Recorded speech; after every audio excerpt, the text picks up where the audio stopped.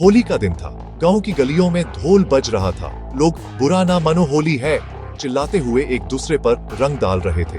हर तरफ हंसी, मजाक और खुशियों का माहौल था। लेकिन उस दिन मेरे साथ जो हुआ, उसने मेरी होली की खुशी हमेशा के लिए छीन ली। मैं और मेरे 3 दोस्त अमन, रावी और सगार हर साल की तरह इस बार भी थोड़ा एडवेंचर करना चाहते थे। गांव के बाहर एक पुरानी सूनी हवेली थी जिसके बारे में बचपन से कहानियां सुनते आए थे।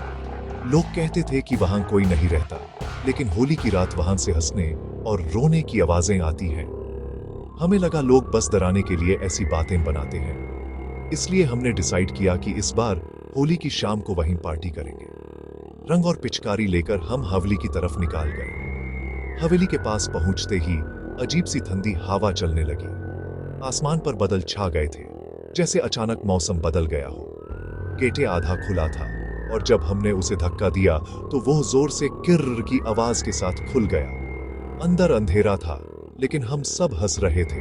भूत को भी रंग लगा देंगे आज। रवि मजाक उड़ा रहा था। जैसे ही हमने हवेली के आंगन में कदम रखा, मुझे लगा कोई हमें देख रहा है। मैंने पीछे मुड़कर देखा, लेकिन वहां कोई नहीं था। मैंने सोचा शायद मेरा वहम हो। हमने स्पीकर चालू किया और डांस करने लगे। अचानक सगर चिल्लाया, अमन कहाँ गया? हमने इधर उधर देखा, अभी तो वो हमारे साथ ही था। फोन लगाया लेकिन नेटवर्क नहीं आ रहा था। तभी ऊपर की मंजिल से पायल की हल्की सी आवाज सुनाई दी, चन चन चन। हम सब एक दूसरे को देखने लगे। हवेली में तो कोई रहता ही नहीं था। फिर ये आवाज। रावी ने हिम्मत करके कहा, चलो देखते हैं। हम धीरे धीरे सीढ़ियां चढ़ने लगे।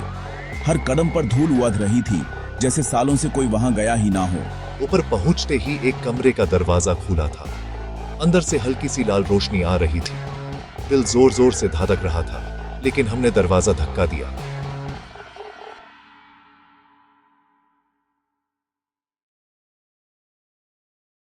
वो धीरे से बोली, मुझे भी रंग लगाओ, मैं भी होली खेलना चाहती हूँ। मेरे हाथ से पिचकारी गिर गई। रवि पीछे हटने लगा, लेकिन दरवाजा जोर से बंद हो गया। सगार रो रहा था और तब हमें कमरे के कोने में अमन दिखा, जमीन पर बैठा हुआ, चुपचाप, बिल्कुल सीधा देखते हुए।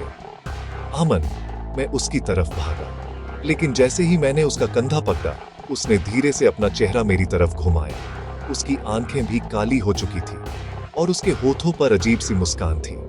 अचानक वो लड़की जोर से हंसी इतनी तेज और डरावनी थी कि कान फटने लगे। कमरे की दीवारों पर लाल रंग के हाथ के निशान उभरने लगे, जैसे किसी ने खून से हाथ लगाए हो। हर साल कोई ना कोई यहाँ होली खेलने आता है, वो लड़की बोली, और फिर मेरे साथ हमेशा के लिए रह जाता है। ये सुनते ही हमने पूरी ताकत से दरवाजा धक्का दिया।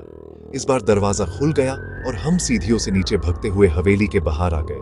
पीछे मुड़कर देखा तो हवेली बिल्कुल शांत थी, जैसे वहां कभी कुछ हुआ ही ना हो। लेकिन अमान, वो हमारे साथ नहीं था। गांव वालों को बताया, लेकिन किसी ने यकीन नहीं किया। पुलिस ने भी तलाश की, पर अमान का कोई पता नहीं चला। उस दिन के बाद से मैंने कभी होली दिल से नहीं मनाई, और हर साल जब होली की रात आती है, मुझे लगता है जैसे कोई मेरे कान के पास धीरे से कहता है, इस बार तुम भी आना, रंग अभी बाकी है। अगर तुम कभी किसी सुनी जगह पर होली खेलने का प्लान करो, तो एक बार सोच लेना, हर रंग खुशी का नहीं होता, कुछ रंग कभी उतरते नहीं।